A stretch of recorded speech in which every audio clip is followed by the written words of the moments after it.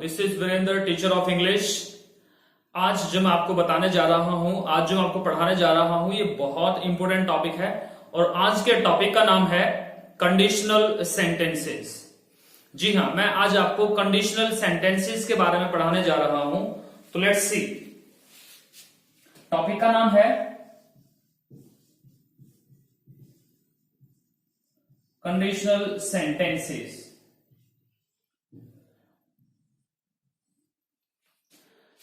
तो conditional sentences होते क्या है? देखिए, कंडीशनल सेंटेंसेस वो सेंटेंस होते हैं जिसमें एक सेंटेंस दूसरे सेंटेंस पर डिपेंड करता है। एक जो सेंटेंस होता है वो इफ से शुरू होने वाला क्लॉज होता है, इफ से शुरू होता है और ये एक क्लॉज होता है, ठीक है। और फिर जो दूसरा सेंटेंस होता है वो कहीं ना कहीं इस पर डिपेंड करता है, राइट। तो जो हम आज आपको पढ़ाने जा रहे हैं वो है कंडीशनल सेंटेंसेस। और कंडीशनल सेंटेंसेस आपको समझ में आ गया कि इसमें दो पार्ट होते हैं इस सेंटेंस के अंदर। एक सेंटेंस दूसरे सेंटेंस पर डिपेंड करता है, या कह सकते हैं एक क्लॉज दूसरे क्लॉज पर डिपेंड करता है। तो ये होता है कंडीशनल सेंटेंस, राइट। अभी इसको समझने के लिए देखिए, मैं आपको जो बताने वाला हूं वो मैं आपको ये बिल्कुल ब्रीफ में, यानी कि एक मोटे मोटे तौर पे मैं समझाने वाला हूं, ताकि आपको कंडीशनल सेंटेंस क्लियर हो जाए कि क्या होता है कंडीशनल सेंटेंसेस और कितने तरह के कंडीशनल सेंटेंसेस होते हैं। इसमें कुछ बारीकियां भी होती हैं जो हमें ध्यान में रखने होती है, जो हमारे एग्जाम्स के हिसाब से बहुत इंपॉर्टेंट होती हैं।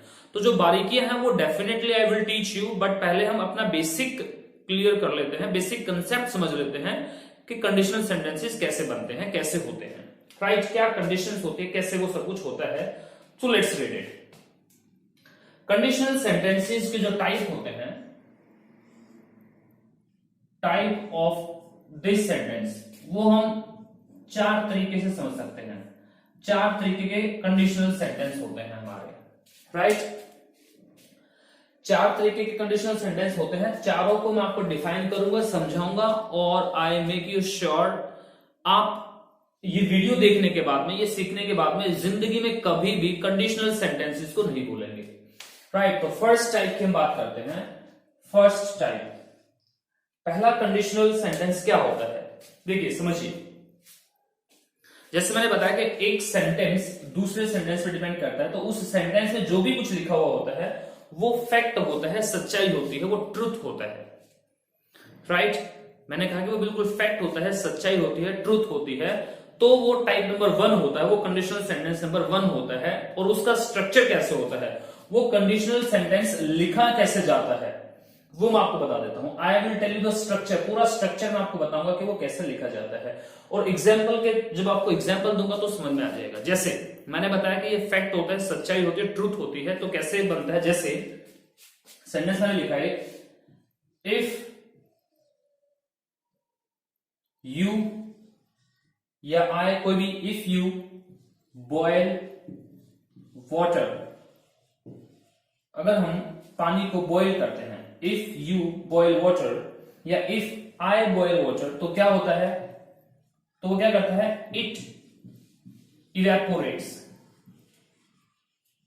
तो वो इवेपोरेट होता है, राइट।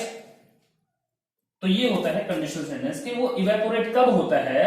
जब वो बॉयल होता है, राइट। यानी कि जब पानी को हम बॉयल करते हैं तभी तो उसका वाष्पीकरण होता है, तभी तो उसमें से भाप निकलती है, तभी तो उसका वाष्प निकलती है, वैसे तो नहीं निकलती। तो कंडीशन क्या हुई कि उसको बॉयल करना पड़ेगा, उसको गर्म करना पड़ेगा, तो वो इवेपोरेट होता है, राइट। ये फैक्ट है, सच्चाई है, इसमें कोई दो राय नहीं है कि भाई आप कुछ और करेंगे तो वो इवेपोरेट हो जाएगा। वो तभी होगा जब आप उसे गर्म करेंगे, उसे बॉयल करेंगे। तो फैक्ट है, सच्चाई है। तो इसका स्ट्रक्चर क्या है? अब इसका स्ट्रक्चर देखिएगा आप। ये वाला जो सेंटेंस है, ये वाला है सिंपल प्रेजेंट में, और कॉमन लगता है कि ये वाला जो सेंटेंस है ये भी सिंपल प्रेजेंट में ही आता है, राइट। बहुत आसान है, this is very easy, right. तो क्या है स्ट्रक्चर, क्या बन जाएगा? इफ से शुरू होता है सेंटेंस और फिर सब्जेक्ट और वर्ब फर्स्ट फॉर्म, राइट, और ऑब्जेक्ट, फिर कॉमन लग करके फिर वही सब्जेक्ट और वर्ब फर्स्ट फॉर्म, राइट।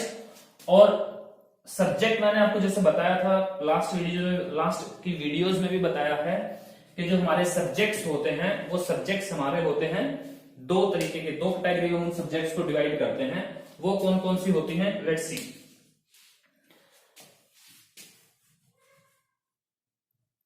देखिए दो तरह की कैटेगरी कौन कौन सी होती है, जो मैं हर वीडियो में बताता हूं आपको। आई, यू, वी और दे, ही, शी, इट एंड कोई भी नेम। तो जब ये वाले सब्जेक्ट होंगे हमारे, ये वाले अगर सब्जेक्ट होंगे तो उस सब्जेक्ट के साथ में एस और ई एस भी लग जाएगा, राइट। तो क्या बन जाएगा, if subject verb first form object comma लग करके सब्जेक्ट वर्ब फर्स्ट फॉर्म और ऑब्जेक्ट, राइट। ये होता है first type of conditional sentence का स्ट्रक्चर। क्लियर। इसमें सच्चाई की बात होती है, फैक्ट की बात होती है, वास्तविकताओं की बात होती है। और एक एग्जांपल जैसे if you take too much, भाई ये सच्चाई है। अगर आप बहुत ज्यादा खाते रहते हैं बहुत ज्यादा खाते हैं तो क्या होता है, यू गेट फैट, तो आप मोटे हो जाते हैं। ये फैक्ट है, राइट। तो मोटे कब हो जाते हैं, जब आप ज्यादा खाते रहते हैं, राइट। तो ये कंडीशनल सेंटेंस बना, और ये कंडीशनल सेंटेंस का स्ट्रक्चर यही है, इफ है, सब्जेक्ट है, वर्ब फर्स्ट फॉर्म है, ऑब्जेक्ट है, फिर सब्जेक्ट है और वर्ब के फर्स्ट फॉर्म में ऑब्जेक्ट है, right. This is the first type of conditional sentence. और हम एग्जांपल बनाते हैं, let's see. If you work hard, if you work hard तो क्या होता है, तो क्या होगा, यू गेट सक्सेस, राइट। तो ये होता है, तो ये भी एक कंडीशनल सेंटेंस है। आई होप कि आपको समझ में आया है। तो ये इस तरीके के कंडीशनल सेंटेंस बनाते हैं, इस तरीके के कंडीशनल सेंटेंस बनाते हैं और हमें समझ में आते हैं। लेट्स सी और एग्जांपल्स हम देखते हैं। देखिए और क्या है, if you watch this video तो क्या होता है, तो आप you learn conditional sentences, right. You learn conditional sentences, right. तो आप ये ऐसे एक सेंटेंस बना सकते हैं, और बहुत सारे सेंटेंस बना सकते हैं, जैसे if you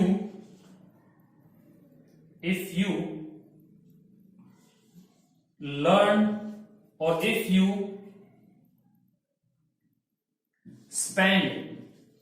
spend time for learning, कि भाई अगर आप टाइम स्पेंड करते हैं सीखने के लिए तो क्या हो जाता है, आप सीखते हैं, तो यू लर्न, राइट। तो ये कंडीशनल सेंटेंस है। इस तरीके से कंडीशनल सेंटेंस बनते हैं। समझना क्या है कि भैया फैक्ट है, उसके अंदर सच्चाई है, उसके अंदर वो सेंटेंसेस हैं जो एक दूसरे पर डिपेंड करते हैं, वो सच है, फैक्ट है, सच्चाई बताते हैं, राइट। तो वो दोनों ही सेंटेंस प्रेजेंट इंडेफिनिट में बनते हैं। क्लियर। तो पॉइंट याद ये रखना है कि इफ के बाद में जब आप ये सेंटेंस बनाएंगे तो ये प्रेजेंट इंडेफिनिट में बनाएंगे और ये भी प्रेजेंट इंडेफिनिट में बनेगा। Is this clear? I hope कि आपको समझ में आ गया है। इसमें कुछ जो बारीकियां होती हैं, जो छोटे छोटे पॉइंट्स होते हैं, वो मैं आपको नेक्स्ट वीडियो में समझाऊंगा, नेक्स्ट वीडियो में बताऊंगा। अभी हम इसको मोटे मोटे तौर पे समझते हैं, right. Now conditional sentence number 2 को हम डिस्कस करते हैं कि कंडीशनल सेंटेंस नंबर 2 क्या होता है, कैसे बनता है और कैसे उसमें सेंटेंस फॉर्मेशन होती है। देखिए, कोई ऐसे काम जो फ्यूचर में होने हैं, कोई भी ऐसा काम जो फ्यूचर में होना है और उसके तुरंत बाद एक और काम होना है जो उसका साथ में जुड़ा हुआ है उस पहले वाले काम से, यानी कि उसका परिणाम उसके ऊपर पड़ने वाला है। यानी कि फ्यूचर में होने वाले कोई भी दो काम और उन कामों के बारे में कैसे हम कंडीशनल सेंटेंस बनाते हैं, कैसे स्ट्रक्चर बनता है। तो लेट्स रीड। देखिए, इफ ये सेंटेंस जो है किसका है, फ्यूचर का। मैंने बताया फ्यूचर में होने वाले दो काम, फ्यूचर में होने वाले दो काम है, एक के बाद दूसरा काम, तो वहां पर कंडीशनल सेंटेंस बनता है। और कैसे बनता है देखिएगा। अब जो जनरल जो गलतियां करते हैं वो भी मैं आपको बताता हूं, और वो कैसे ठीक करनी है वो भी मैं आपको बताता हूं। तो let's see this sentence, sentence से क्लियर होता है। If I will come to Delhi, I will meet you, ये है सेंटेंस। फॉर एग्जाम्पल ये एक सेंटेंस है, राइट। अब पहली गलती तो ये है कि कभी भी जब इफ वाला सेंटेंस आता है, इफ से शुरू होता है कोई भी सेंटेंस, तो उस सेंटेंस में विल और शैल को कभी भी यूज नहीं किया जाता, राइट। तो फर्स्ट पॉइंट तो ये है कि कभी भी जब कोई सेंटेंस इफ से शुरू होता है तो उस वाले सेंटेंस में, यानी कि यहां तक कभी भी विल या शैल को यूज नहीं किया जाता। ये बात आप हमेशा के लिए याद रख लें और इसको अपने दिमाग में बिठा लें कि भैया ये तो कभी ऐसे तो हो ही नहीं सकता, इफ और विल या शैल कभी यूज नहीं होता, राइट। तो पहले तो इसे मिटाते हैं हम यहां से, ये यहां पर ठीक लगता है। तो if I come to Delhi I will meet you, right. यानी कि मैं जब हिंदी में अगर देखेंगे तो ये दोनों फ्यूचर के सेंटेंसेस है, फ्यूचर में बोला जाता है अगर मैं दिल्ली आऊंगा तो मैं आपसे मिलूंगा, राइट। लेकिन जब इंग्लिश में उसे ट्रांसलेट करते हैं, इंग्लिश का स्ट्रक्चर बनता है, तो इफ के बाद में आने वाला जो एक क्लॉज होता है ये हमेशा ही सिंपल प्रेजेंट में रहता है, राइट।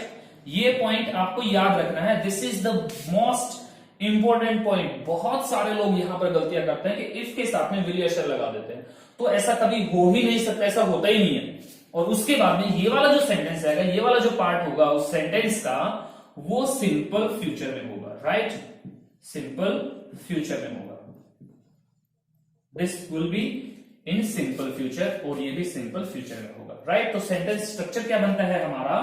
स्ट्रक्चर बनता है इफ सब्जेक्ट और उसके बाद में वर्ब फर्स्ट फॉर्म और ऑब्जेक्ट, यानी कि सिंपल प्रेजेंट, वही अगर ही शीट है तो एस और एस लग जाएगा, कोमा लग करके फिर सब्जेक्ट और विल या शेल, राइट, और वर्ब फर्स्ट फॉर्म और ऑब्जेक्ट। तो ये लिख लीजिएगा, राइट। ये लिखिएगा क्योंकि यही स्ट्रक्चर है, इसके अलावा कोई भी स्ट्रक्चर नहीं है। ये वो स्ट्रक्चर है जिनमें कोई चेंज नहीं किया जा सकता, दीज आर द फिक्स्ड, ये फिक्स होते हैं। इनमें कोई भी चेंज किया तो यानी कि वो सेंटेंस स्ट्रक्चर हमारा गलत हो जाएगा और कहीं ना कहीं कोई ना कोई उसमें ग्रामर के तौर पर उसमें कोई गलती हो जाएगी। ओके, तो ये आपको समझना है, दिस इज द स्ट्रक्चर्स, ऐसे सेंटेंस बनेंगे, इस तरीके से इसको समझ सकते हैं। और एग्जांपल्स लेके मैं बताता हूं आपको, देखिए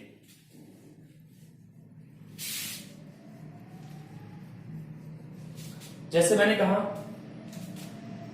अगर मैं एग्जाम को पास कर लूंगा तो मैं आपको पार्टी दूंगा, राइट। तो कैसे बनेगा?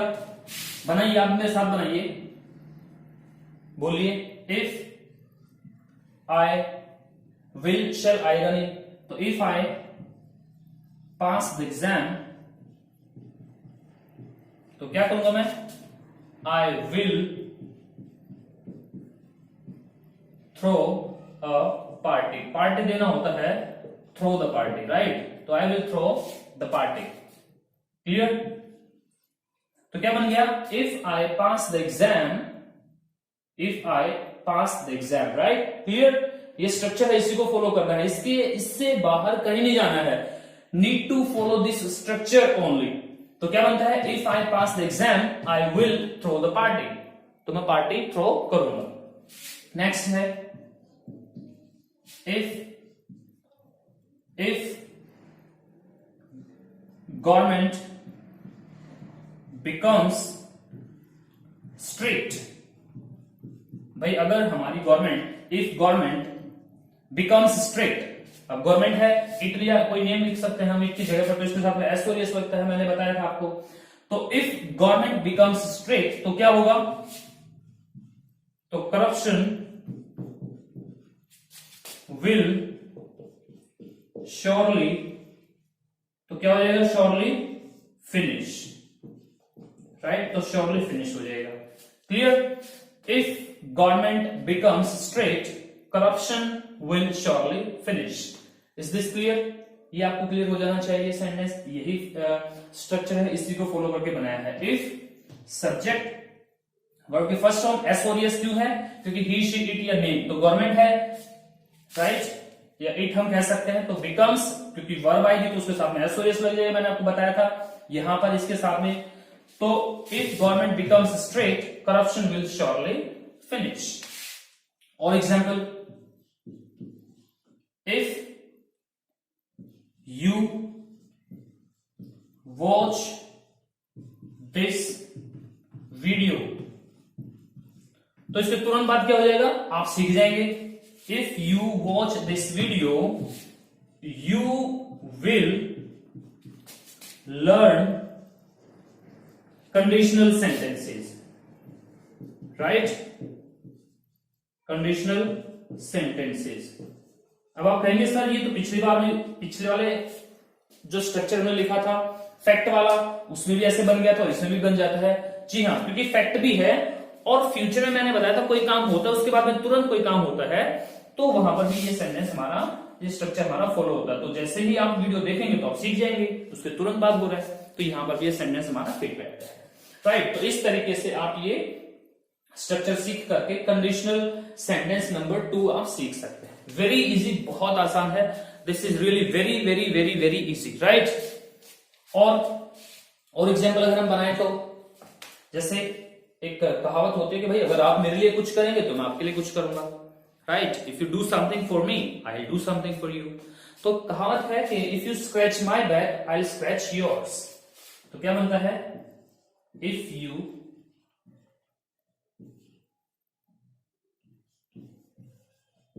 स्क्रैच माई बैक तो क्या होगा, आई विल स्क्रैच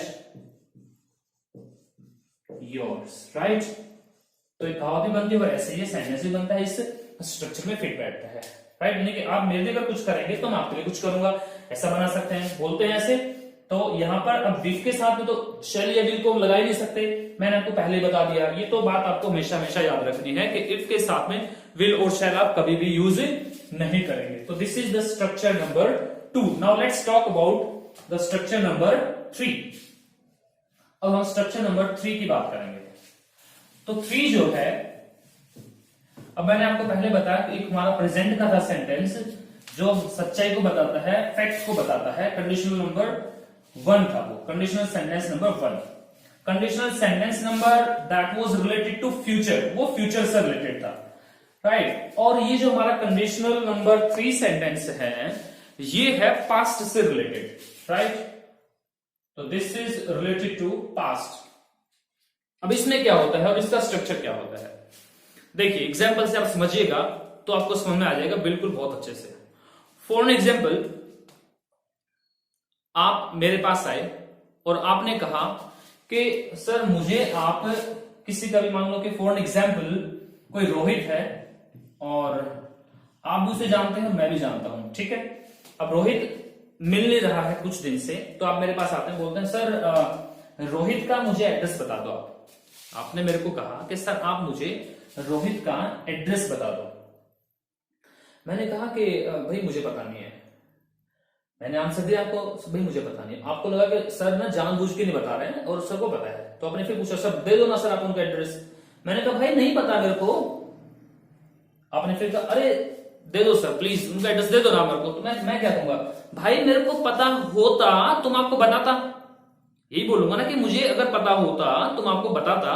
तो जब इस तरीके से सेंटेंस को बोला जाता है तो वो बनता है कंडीशनल नंबर 3, राइट। तो इस तरीके से जो सेंटेंस बनेंगे वो वाले सेंटेंसेस को हम कौन सी कैटेगरी में रखेंगे, कंडीशनल सेंटेंस नंबर 3 में। अब इसको बनाते हैं एग्जांपल्स के साथ में, और इसका स्ट्रक्चर मैं आपको बताता हूं क्या स्ट्रक्चर बनता है और कैसे बनते हैं। तो लेट्स सी, बहुत आसान है। तो जब मैंने आपको बताया कि अगर मुझे पता होता तो मैं आपको बताता, तो कैसे बोलेंगे, if I knew, second form, clear, if I knew his address, if I knew his address, तो क्या करता, आई वुड टेल यू। अगर मुझे उसका एड्रेस पता होता तो मैं आपको बता देता, ऐसे बनता। यानी कि मुझे पहले पता होता, इसका मतलब ये हो कि मुझे उसका नहीं पता भाई, मुझे उसका पता नहीं है, राइट। ये भी तो मतलब निकलता है ना इसका कि आई डिड नॉट नो। इसका मतलब ये निकलता है कि आई डिड नॉट नो, ये इसका मतलब निकलता है कि मुझे नहीं पता था, राइट। अगर पता होता तो मैं आपको बता देता।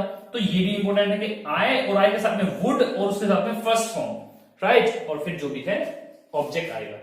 तो क्या स्ट्रक्चर बनता है? स्ट्रक्चर बनता है इफ,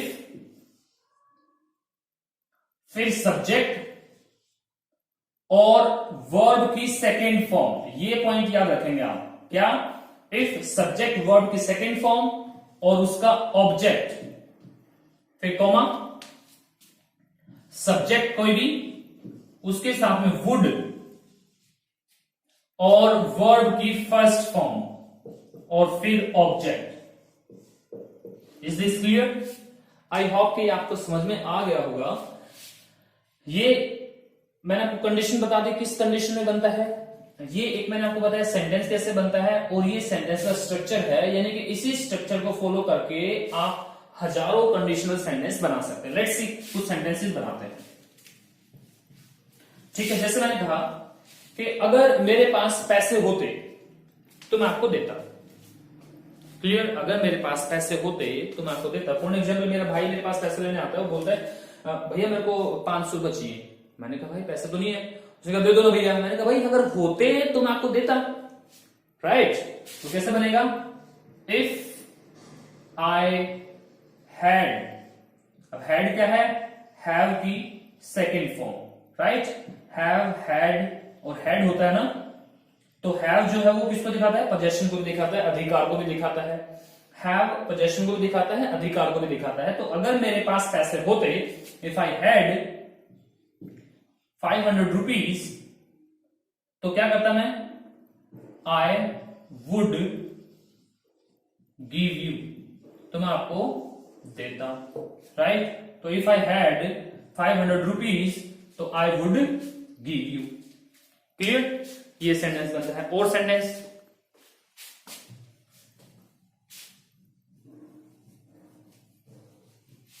और सेंटेंस बनाते हैं। जैसे इफ आई हैड बुक्स, अगर मेरे पास बुक्स होती तो मैं गिव यू, राइट। तो ये सेंटेंस बनता है। और सेंटेंस बना सकते हैं। जैसे इफ आई वॉच्ड, भाई अगर मैंने मूवी देखी होती तो मैं आपको उसकी स्टोरी बताता। तो if I watched movie, if I watched movie, तो क्या करता मैं? I would tell you the story, तो मैं उसकी मूवी की स्टोरी आपको बताता, राइट। क्या है कि if I watched movie, if I watched movie, तो क्या करता है मैं? I would tell you the story, तो मैं आपको स्टोरी बताता। यानी कि मैंने वो मूवी नहीं देखी, तो मैं कैसे बता सकता हूं, राइट। ये क्लियर होना चाहिए कि कैसे सेंटेंस बनते हैं। और ये स्ट्रक्चर है, केवल इसी स्ट्रक्चर के आधार पर आप जितने चाहे सेंटेंस बना सकते हैं। मैं कहता हूं कि अगर मेरे पास स्मार्टफोन होता, अगर मेरे पास स्मार्टफोन होता तो मैं अपने फोन से वीडियो कैप्चर करता। तो कैसे बन जाएगा बताइए आप?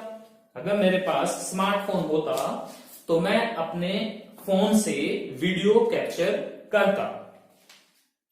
बताइए, खुद से बनाइए, खुद से बना के देखिएगा आप अपने नोटबुक में, तो आपको क्लियर होगा कि कहां पे आप गलती कर रहे हैं। अगर गलती नहीं कर रहे हैं तो इसका मतलब आप सीख चुके हैं, राइट। तो if I had a smartphone, तो I would capture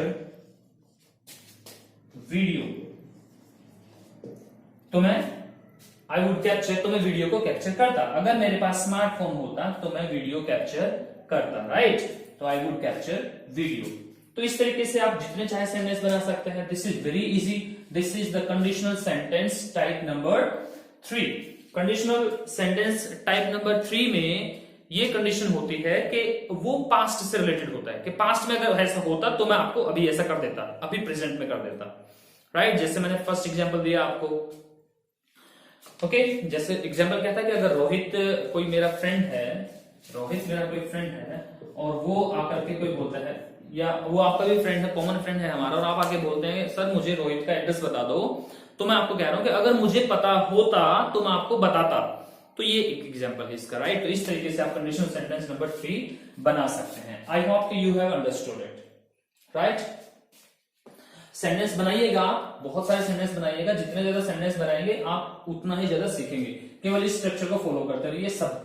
if subject verb की सेकंड फॉर्म ऑब्जेक्ट कॉमा, फिर सब्जेक्ट आएगा, वुड आएगा, उसके साथ में फर्स्ट फॉर्म। ये याद रखना, पहले सेकंड फॉर्म है फिर बाद में फर्स्ट फॉर्म है। Is this clear? गुड। अब इसमें कुछ बारीकियां हैं, तो next video I would tell you कि क्या वो बारीकियां और कैसे हम उनको सीख सकते हैं, जहां पर जनरली हम गलतियां कर देते हैं। लेकिन पहले ये सीख लीजिएगा कि हाँ this is the structure, okay. Now next part है, और नेक्स्ट पार्ट क्या है उसके बारे में हम डिस्कस करेंगे। अब next part is really very easy, बहुत आसान है, समझना बहुत आसान है, हम समझ जाएंगे उसे। अब ये जो सेंटेंस था, देखिए पहले वाला जो सेंटेंस था वो प्रेजेंट का था, सेकंड वाला जो कंडीशनल सेंटेंस था वो फ्यूचर का था, और ये जो थर्ड वाला है ये प्रेजेंट और पास्ट का है। अगर पास्ट में ऐसा होता तो प्रेजेंट में मैं ऐसा कर देता, राइट। क्लियर है आपको? अगर मुझे एड्रेस पता होता तो आपको बताता है ना, कि अभी बताता ना, प्रेजेंट में बताता, और पहले अगर पता होता तो, राइट। तो ये पास्ट का और प्रेजेंट का था। अब जो कंडीशनल सेंटेंस नंबर 4 है वो कंप्लीटली पास्ट से ही रिलेटेड है। क्लियर? वो कंप्लीटली पास्ट से ही रिलेटेड है। जैसे इसी एग्जांपल को लेके देखते हैं तो फिर आपको समझ में आता है, राइट। ये रोहित वाला ही हम एक एग्जांपल ले लेते हैं, फॉर एग्जांपल। अब वो एड्रेस वाली ही बात है, तो मान लो कि फॉर एग्जांपल रोहित का एड्रेस आप पिछले 4 दिन से मेरे से मांग रहे हैं, राइट। और मैं हर बार कह रहा हूं कि नहीं है मेरे पास, फिर आप अगले दिन आके सर रोहित का एड्रेस दे दो, मैं कह रहा हूं भाई नहीं है मेरे पास, फिर क्या कर रहे हैं। तो अब मैं क्या कहूंगा, मैं परेशान हो गया, आपने मेरे को परेशान कर दिया रोहित का एड्रेस पूछ मैं कहूंगा भाई अगर मेरे पास रोहित का एड्रेस होता तो मैं आपको दे चुका होता, यानी कि पहले ही दे चुका होता, जब भी आपने पूछा तभी मैं दे चुका होता, राइट। थर्ड नंबर में क्या था कि अगर मुझे पता होता तो मैं आपको बताता, अभी बताता। लेकिन फोर्थ नंबर कंडीशनल सेंटेंस में क्या आ जाएगा, फोर्थ नंबर कंडीशनल सेंटेंस में आ जाएगा बिल्कुल पास्ट में वो काम फिनिश भी हो चुका होता, अगर मुझे पता होता तो आपको दे चुका होता। तो इस तरीके से बनेगा, राइट। क्लियर? तो अब इसके सेंटेंस बनाएंगे, इसका स्ट्रक्चर आपको बता देता हूं, उसको सेंटेंसेस बनाएंगे तो ये आपको बिल्कुल क्लियर हो जाएगा। आई होप के कंडीशनल सेंटेंस टाइप 4 आपको समझ में आ गया कि कैसी परिस्थिति में बनता है, कहां पर बन सकता है वो। क्लियर? अब जैसे मैंने कहा कि अगर मेरे पास पैसे होते तो मैं आपको दे चुका होता, मैं कभी का दे चुका होता, तो उसका कैसे बनता है, इफ आई हैड। अब इंपॉर्टेंट चीजें हैं वो आपको देखनी है, समझनी है। ये ग्रामर है, इसके अंदर चेंज नहीं करना आपको, ये हमेशा आएगा ही आएगा, इफ आई हैड। क्लियर? उसके बाद में आप थर्ड फॉर्म लिखेंगे। क्लियर? If I had. और जैसे मैं बताया था, मैं एग्जांपल दे रहा हूं कि मेरे पास अगर पैसे होते तो मैं आपको दे चुका होता। Is this clear? तो हैव मतलब होता है कोई चीज मेरे पास में होना। जैसे आई हैव अ मार्कर, मेरे पास से मार्कर है, तो if I have a marker, I have a marker. ठीक है? तो ये हैव ऐसे यूज होता है पोजेशन को बताने के लिए, अधिकार को दिखाने के लिए। तो पैसे का अधिकार भी तो हैव ही होता है। तो इफ आई हैड, ये ग्रामर है, यहां पे ग्रामर है। इसके बाद में मैंने एक और हेड लिखा, इफ आई हैड 500 रुपीज। तो ये दूसरा वाला जो हेड है ये वर्ब है, राइट। और ये क्या है, ये हेल्पिंग वर्ब है। क्लियर? ये हैव की थर्ड फॉर्म है, हैव, हैड और हैड। ये पोजेशन वाला, अधिकार को दिखाने वाला हैव है वर्ब, राइट। तो ये हैव की थर्ड फॉर्म। तो क्या बन गया, इफ आई हैड ₹500, तो क्या करता मैं, आई वुड। अब यहां पर कंफ्यूज मत होना, एक कंडीशनल सेंटेंस नंबर 2 में मैंने यहां वुड के साथ में फर्स्ट फॉर्म लगाई थी, right. Conditional sentence type number 2 में जब 2 नंबर में करवा रहा था तो उसमें, सॉरी 3 में मैंने वुड के साथ में फर्स्ट फॉर्म लगाई थी, क्लियर। अब यहां पर क्या लगेगा, आई वुड हैव लगेगा, और हैव है तो थर्ड फॉर्म लगेगी, तो आई would have given you. I hope कि आपको समझ में आया। अगर मेरे पास पैसे होते तो मैं आपको दे चुका होता, अगर मुझे उसका एड्रेस पता होता तो मैं आपको बता चुका होता। तो कैसे बनेगा, if I had known his address I would have told you, तो मैं आपको बता चुका होता। I hope is this clear.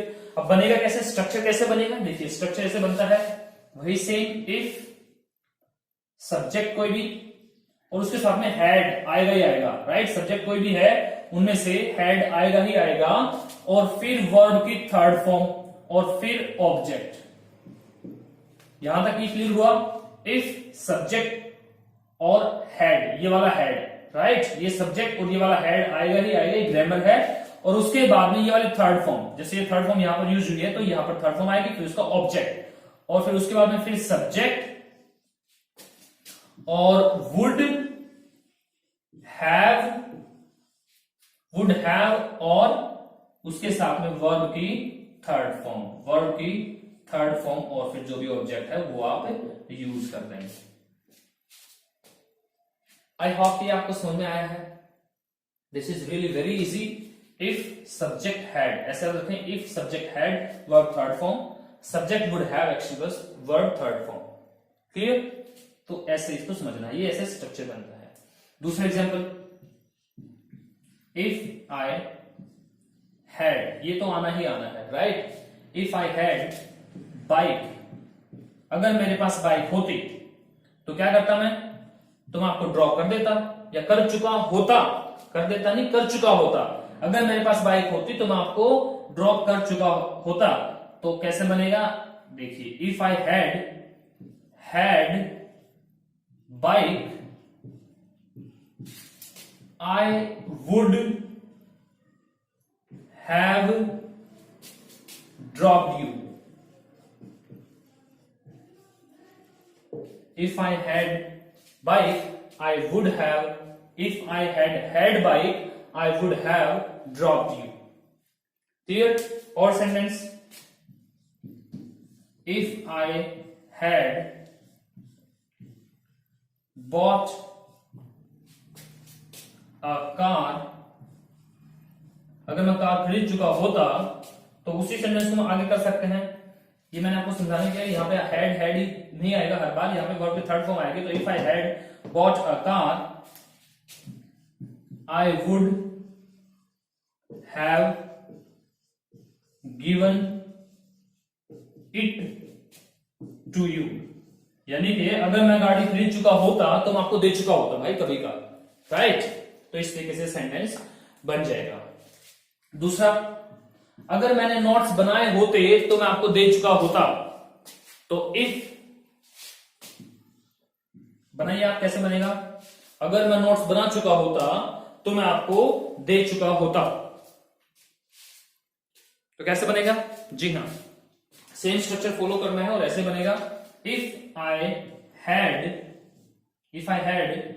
Prepared, if I had prepared notes, तो क्या करता मैं, I would have given you, तो मैं आपको दे चुका होता। सेम स्ट्रक्चर फॉलो करना है। ऐसे ही कितने सारे सेंटेंस बना सकते हैं आप, हजारों सेंटेंस बना सकते हैं, लाखों सेंटेंस बना सकते हैं। This is only the way in which you can make the sentences, right? This is very easy. I hope that you have understood it. ऐसे ही आप खुद से सेंटेंस बनाइए, आप सेल्फ स्टडी कीजिए, आपको समझ में आ गया होगा कि कैसी सिचुएशंस में, कैसी परिस्थितियों में सेंटेंस बनते हैं, कहां पर इनको यूज करते हैं, कैसे यूज करते हैं और क्या इसका स्ट्रक्चर है। So I hope that you have understood it. अगर कोई भी डाउट है, कोई भी प्रॉब्लम आती है, तो आप कमेंट में लिख सकते हैं कि ये प्रॉब्लम आपको आ रही है, तो आई विल डेफिनेटली रिप्लाई और आई विल टेल यू कि what is the correct sentence formation और what is the mistake in that, right? So you need to write down your problem in the comment sections. So if you like this, first you write all these things, right? After writing, you like it, share it, subscribe it, and comment on it, right? So thank you. Have a nice time. Bye bye.